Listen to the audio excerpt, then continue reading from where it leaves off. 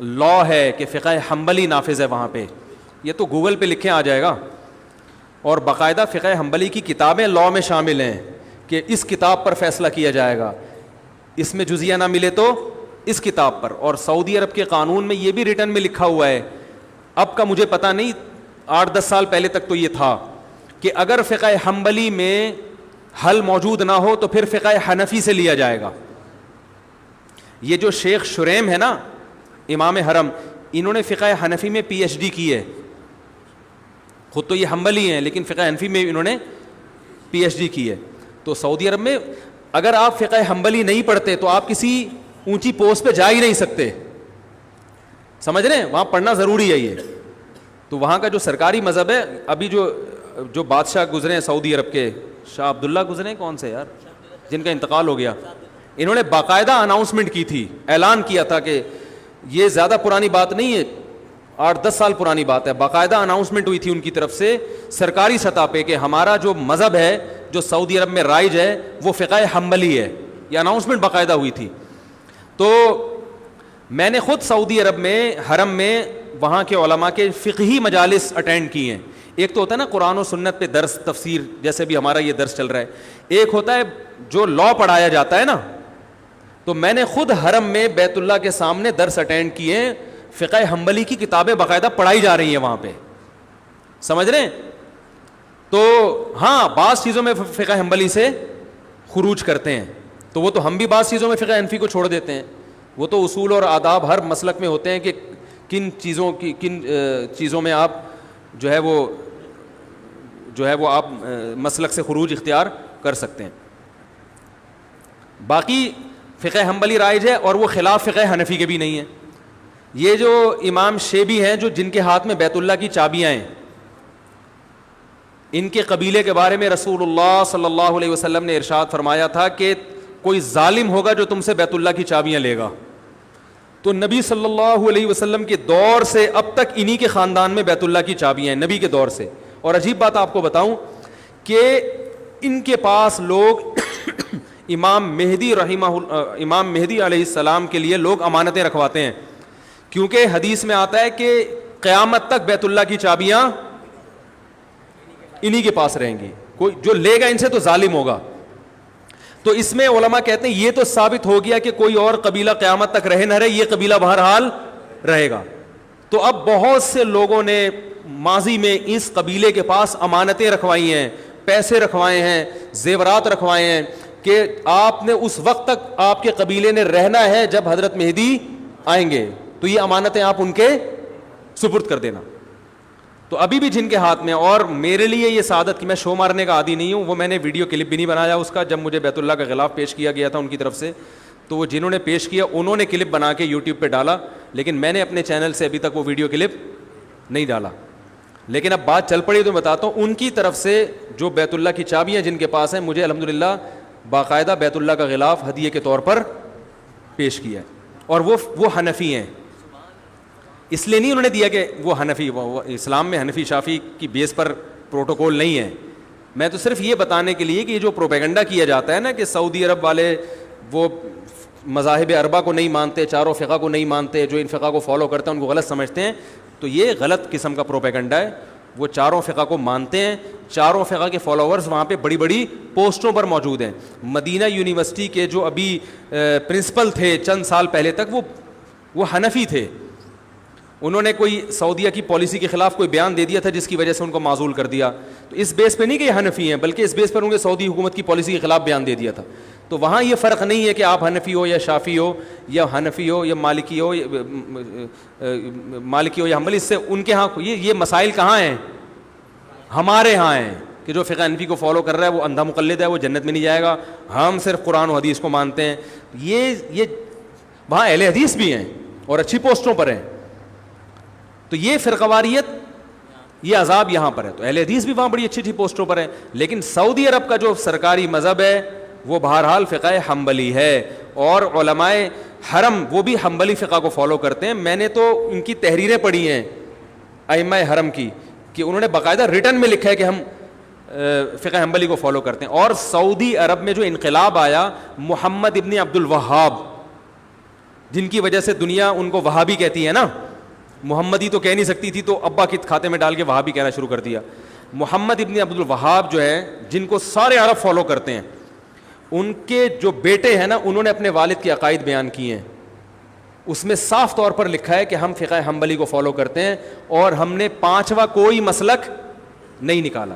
اور محمد ابن عبد الوہاب, میرے پاس یہ سارے تحریر ثبوت کے ساتھ موجود ہیں, چونکہ یہ سوال تو اچانک آ گیا نا, تو ان کے حوالوں کے ساتھ موجود ہیں. ان سے کسی نے سوال پوچھا محمد ابن عبد الوہاب سے حرم میں کہ کیا آپ نے کوئی پانچواں مسلک نکالا ہے؟ انہوں نے جواب دیا کہ ہم نے کوئی پانچواں مسلک نہیں نکالا. اہل سنت والجماعت کے جو 4 مکاتب فکر ہیں, حنفی, مالکی, شافعی, حنبلی, ہم انہی کو فالو کرتے ہیں. آئی بات سمجھ میں؟ اور اس میں ہم فقہ حنبلی کو فالو کرتے ہیں, اور ہم ان تینوں کو, چاروں کو برحق سمجھتے ہیں. یہاں تک کہ ان کے جو بیٹے ہیں نا محمد بن عبد الوہاب کے, ان کے فتاوی میں یہ بات لکھی ہے, انہوں نے کہا کہ ہم ابن تیمیہ رحمہ اللہ تعالیٰ کو مقتدا اور رہبر سمجھتے ہیں, مگر ابن تیمیہ نے چاروں مذاہب کے خلاف اگر کوئی فتویٰ دیا ہے تو ہم اس میں ابن تیمیہ کو فالو نہیں کرتے. اس میں انہوں نے یہ بات بھی لکھی ہے کہ 3 طلاق کا مسئلہ چونکہ چاروں فقہا کے خلاف ہے ابن تیمیہ کا, اس مسئلے میں ہم نے ابن تیمیہ کی رائے کو مسترد کر دیا ہے. نہیں آ رہی بات سمجھ میں؟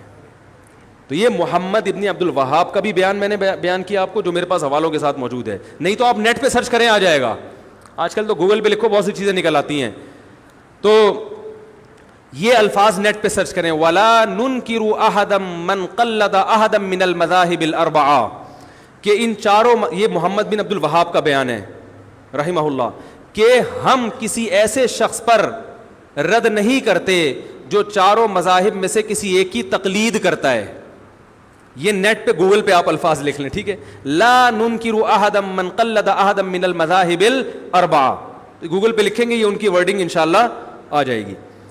تو اور یہ بھی ہو سکتا ہے نہیں آئے تو مزید ریسرچ کریں, آپ مزید تحقیق کریں, کیونکہ بعض دفعہ یہ الفاظ کسی اور کے بھی کہے ہوئے ہوتے ہیں نا, تو کسی اور کے نام سے آ جائے گی پھر وہ. تو محمد بن عبد الوہاب وہ بھی حنبلی تھے, ان کے بیٹے نے تو باقاعدہ کتاب لکھی ہے کہ جو چاروں مذاہب میں سے کسی ایک کی تقلید کرتا ہے, تقلید کے الفاظ ہیں, ہم اس پر رد نہیں کرتے اور ہم فقہ حنبلی کو فالو کرتے ہیں. ابن تیمیہ رحمہ اللہ کو عرب لوگ بہت زیادہ مانتے ہیں, تو انہوں نے کہا ہم ابن تیمیہ کے فالوورز ہیں, لیکن ابن تیمیہ رحمہ اللہ نے چاروں فقہ کے خلاف اگر کوئی بات کی ہے تو ہم اس میں ابن تیمیہ کے قول کو رد کر دیتے ہیں. پھر انہوں نے 3 طلاق کی مثال بھی دی ہے. انہوں نے, سمجھ رہے ہیں کہ نہیں سمجھ رہے؟ یہ ہے. ہاں, لوگ یہ ایک اکثر کہتے ہیں کہ وہ تو قرآن و حدیث کی بات کرتے ہیں. تو بھائی فقہ حنبلی کو فالو کرنا قرآن حدیث کے خلاف نہیں ہے, سمجھ رہے ہیں؟ ایک عرب عالم سے کسی نے پوچھا کہ آپ دلیل کو فالو کیوں نہیں کر رہے,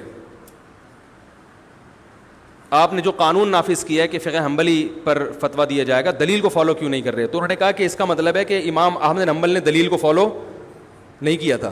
یعنی جب بھائی دلائل تو چاروں نے دلیل کو فالو کیا ہے, لیکن جب ان کے فالو کرنے کے بعد ان کا اختلاف ہوا تو کسی ایک کو تو ترجیح دینی پڑے گی نا. یا تو آپ جج پہ چھوڑ دیں, تو جج میں تو ہر طرح کے لوگ آتے ہیں, وہ کبھی کسی چیز کو ترجیح دے دے گا, کبھی کسی چیز, کبھی اس کا اپنا مفاد بھی ہوگا. تو قانون کے میں ایک دائرہ کار میں لانا پڑتا ہے کسی کو. ہاں, بہت سے سعودی عرب کی عدالت کے فیصلے ہیں جس میں, بہت سے تو نہیں کہوں گا, بعض فیصلوں میں انہوں نے فقہ حنبلی سے خروج کیا ہے, وہ زمانے کے لحاظ سے, ضرورت کے لحاظ سے, تو وہ ہم بھی کرتے ہیں.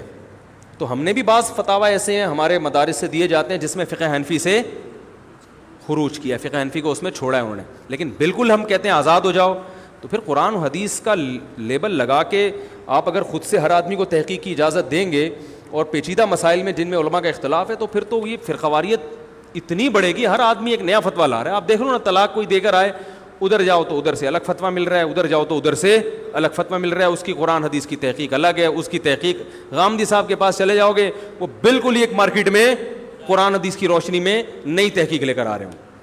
آپ کہہ سکتے ہیں کہ ان کی تحقیق غلط ہوتی ہے, لیکن عامی آدمی کو غلط لگتی نہیں ہے. وہ بات ہے عامی آدمی کی, وہ کیا کرے گا؟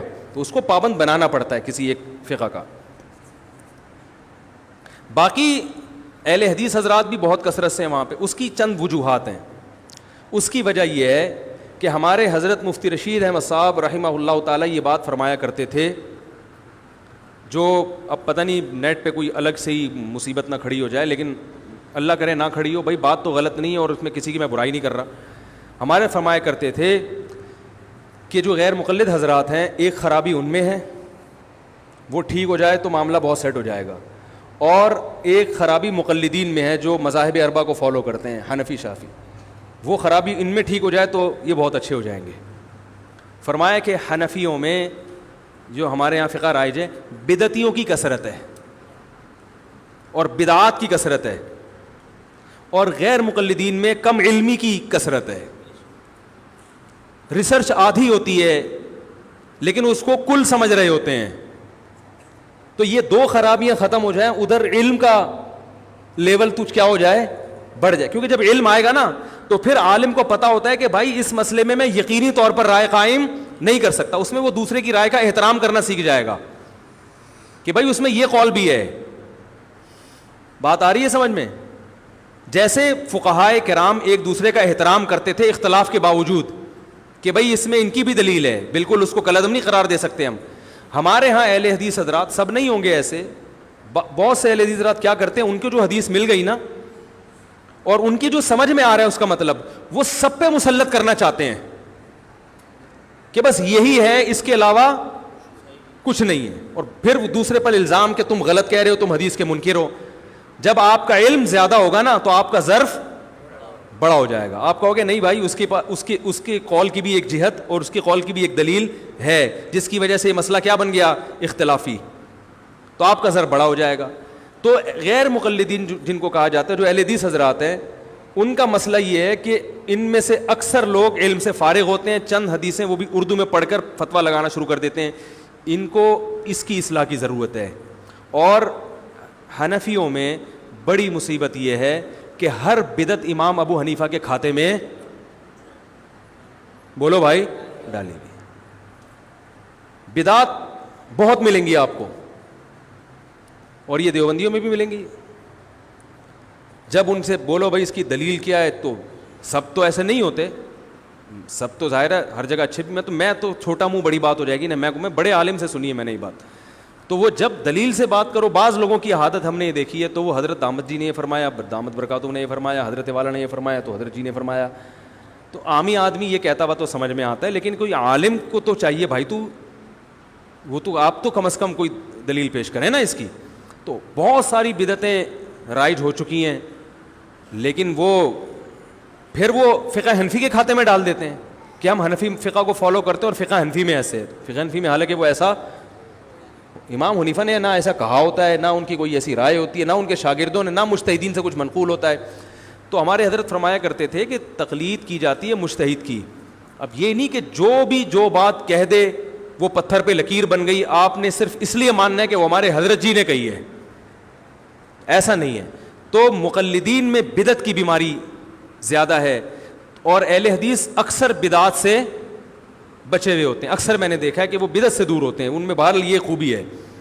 تو سعودی عرب میں چونکہ عربوں کا مزاج ہے کہ وہ بدعت کو نہیں مانتے، وہ بدعت سے بہت دور ہیں. تو اہل حدیث حضرات جو سعودی عرب میں اتنے زیادہ ہیں، وہ اس لیے نہیں کہ چاروں مذاہب کو نہیں مانتے. اگر وہ یہ بات کریں گے تو وہ سعودی عرب میں ان کو جگہ نہیں ملے گی. وہ اس لیے کہ خاص طور پر سعودی عرب میں جو اہل حدیث ہیں وہ بدعت سے، بولو بھائی، بہت دور ہیں. تو بدعت سے تو ہم سب کو دور رہنا چاہیے بھائی. بہت ساری چیزیں ہم نے امام حنیفہ کے کھاتے میں ڈال دی ہیں، بہت ساری چیزیں ہم نے فقہ حنفی کے کھاتے میں ڈال دی ہیں، بہت ساری چیزیں ہم نے رسول اللہ صلی اللہ علیہ وسلم کی طرف منسوب کر دی ہیں. عرب اس کا بڑا خیال کرتے ہیں، حدیث صحیح ہونی چاہیے. ہمارے ہاں ایک بڑی مصیبت یہ بھی ہے کہ ہمارے ہاں جو واعظین ہیں دیوبندی حضرات میں یا حنفی حضرات میں، ان میں بھی بہت سے واعظین بیان کے دوران صحیح اور ضعیف حدیث میں فرق نہیں کرتے. واقعات میں اس کا خیال نہیں کیا جاتا یہ مستند ہے بھی کہ نہیں ہے، اس کا سے بھی بڑا امیج دنیا میں خراب جاتا ہے. تو جب کہ اہل حدیث حضرات اس کا اہتمام، جو جہاں تک مجھے معلومات ہے، وہ کرتے ہیں. تو کہ وہ حدیث کی بہرحال کوشش کرتے ہیں کہ صحیح ہو. آگے وہ حدیث سے مطلب جو کشید رہے ہوتے ہیں ان میں میری رائے کے مطابق گڑبڑ کر جاتے ہیں. اور دوسری بات یہ کہ وہ والی حدیث دیکھ رہے ہوتے ہیں، اس کے اپوزٹ دوسری بھی ہوتی ہے، وہ بسا اوقات ان کی نظروں سے اوجھل ہوتی ہے. پھر دوسرا کوئی اصول نہیں ہے. سب سے پہلے تو مسائل استنباط کے کوئی اصول اور ضابطے تو ہوں نا. تو اس کی وجہ سے میں تو بہرحال فقہ حنفی ہی کو فالو کرتا ہوں اور اسی کو ترجیح دیتا ہوں، کیونکہ یہ اس کی کیا وجوہات ہیں پھر بیان لمبا ہو جائے گا. لیکن اگر کوئی اہل حدیث بھی ہے، علم میں مضبوط ہے، تو وہ بھی اہل سنت میں داخل ہے. تو ہر فقہ کی اچھی چیز کو لے لینی چاہیے. بدعت سے اجتناب آپ لیں ان لوگوں سے. اور ہمارے ہاں جو مزار پر، ٹھیک ہے ہمارے ہاں علماء میں نہیں ہیں یہ چیزیں، جو اچھے مستند علماء ہیں نا، بڑے علماء، ان میں بدعت نہیں ہے، لیکن کثرت تو ہم جیسے نالائقوں کی ہے نا. عامی آدمی تو وہ تو عام لوگوں کو دیکھے گا نا، وہاں تو سب کچھ چل رہا ہے، لائٹیں بند کر کے اجتماعی ذکر کی محفلیں پوری ابتدائی ہوتی ہے، لاؤڈ اسپیکر پہ اعلان ہوتا ہے 3:05 پہ باقاعدہ ذکر کرایا جائے گا. میں پوچھتا ہوں یہ کہاں سے ثابت ہے بھائی؟ ایک تو ہوتا ہے نا کوئی پیر صاحب اپنے مریدوں کو جمع کر لیں تربیت کے لیے، ان کو ذکر کرواتے ہیں، وہ تو ٹریننگ ہے، چلو جی ذکر کی عادت ڈال لیں گے. لیکن لاؤڈ اسپیکر پہ اعلان کر کے کہ خانقاہ میں اتنے منٹ پہ ذکر ہوگا، وہ تمام حضرات محلے والے بھی آ رہے ہیں اس میں، تو یہ اجتماع تو بدعت ہے بھائی، اس کا کہاں سے ثبوت ہے؟ تو یہ بہت ساری اس قسم کی اور بھی چیزیں ہیں. تو وہ پھر چیزیں جب آپ کے پاس آئیں گی تو پھر چیزیں تو آپ کو چیزیں تو آپ کو اپنے دین سے نکالنی پڑیں گی بھائی. قرآن و سنت کو فالو کرو سیدھا سیدھا. ایک صاحب میرے پاس آئے، کہنے لگے یہ قبر پہ بیٹھ کے مراقبہ کرتا ہوں میں اور وہ فیض حاصل کرتا ہوں، کنیکشن ملاتا ہوں. میں نے کہا سیدھا سیدھا جا کسی زندہ بزرگ سے جا کے، زندہ ختم ہو گئے ہیں، مارکیٹ سے شارٹ ہو گئے ہیں کیا؟ کیوں بیٹھا ہوا ہے قبر پہ بھائی؟ تو مراقبہ کر رہا ہے جا کے، پتہ نہیں وہ قبر سے کنیکشن بحال کر رہے ہیں، وہاں سے کہہ رہے ہیں میں وہاں سے روحانی کچھ چیزیں حاصل کر رہا ہوں. تو ظاہر ہے ایسی چیزوں سے بدعتوں کو پھر فروغ ملتا ہے. تو زندہ لوگ ہیں، زندہ بزرگان دین ہیں، ان کے پاس جاؤ، ان سے دین سیکھو. صحابہ کرام نے نبی سے سیکھا، نبی سے دنیا سے جانے کے بعد پھر وہ آپس میں ایک دوسرے کو نصیحتیں کرتے تھے، اور تابعین نے صحابہ سے سیکھا. ہم تو نہیں دیکھتے کہ رسول اللہ صلی اللہ علیہ وسلم کی قبر پہ بیٹھ کے کوئی محاسبے کرتے ہوں، مراقبے کرتے ہوں. وہ صوفیہ جو کرتے تھے چھوڑ دیں ان کو، کسی کو برا کہنے کی ضرورت نہیں ہے، ان کو چھوڑ دیں اپنے حال پہ. ہم تو، وہ ایک صاحب مجھے کہنے لگے علماء دیوبند قبر پرست تھے. میں نے کہا اگر قبر پرست ہوتے تو بھائی میں بھی قبر پرست ہوتا، میں تو انہیں کے شاگرد ہوں. انہوں نے کہا وہ فلاں دامت برکاتہم گئے. میں نے کہا چھوڑ دے فلاں دامت برکاتہم کو. اس طرح اگر لوگوں کی سوانے نکال کے ان کے عیب تلاش کرو گے تو دنیا میں کوئی بھی، بولو بھائی، نہیں بچے گا. بہت سے لوگ اچھا کام کر رہے ہوتے ہیں، ایک دو کام ان سے ایسے بھی ہو جاتے ہیں جس سے معاشرے میں نقصان ہوتا ہے. تو اب یہ نہیں کہ ان کی اتنی سی چیز کو نکال کے، بھائی اس کو ہم فالو کر رہے ہیں کہ نہیں کر رہے؟ نہیں کر رہے تو چھوڑ دو، مٹی ڈالو اس پہ. ہمارے جتنے اکابر ہیں بزرگان دین، ان کی قبریں ایک بالش سے زیادہ اونچی نہیں ہیں، سب کی قبریں کچی ہیں. تو ہم قبر پرست کیسے ہو گئے بھائی؟ کہہ رہے نہیں قبر پہ جا کے محاسبے کرتے ہیں، مراقبے کرتے ہیں. میں نے کہا ہمیں دیکھا کبھی جاتے ہوئے قبر پہ؟ ہم تو مسجد میں آتے ہیں، نماز پڑھتے ہیں. قبر پہ میت کی مغفرت کے لیے دعا کر لیں جا کے تو ایک الگ بات ہے، ویسے تو نہیں. امام بخاری کی قبر پہ میں گیا، میں نے تو وہاں ہاتھ اٹھا کے بھی دعا نہیں کی. حالانکہ قبر پہ ہاتھ اٹھا کے دعا کرنے کی بھی گنجائش ہے کہ اگر شرک کا پہلو نہ نکل دو، لیکن اس لیے کہ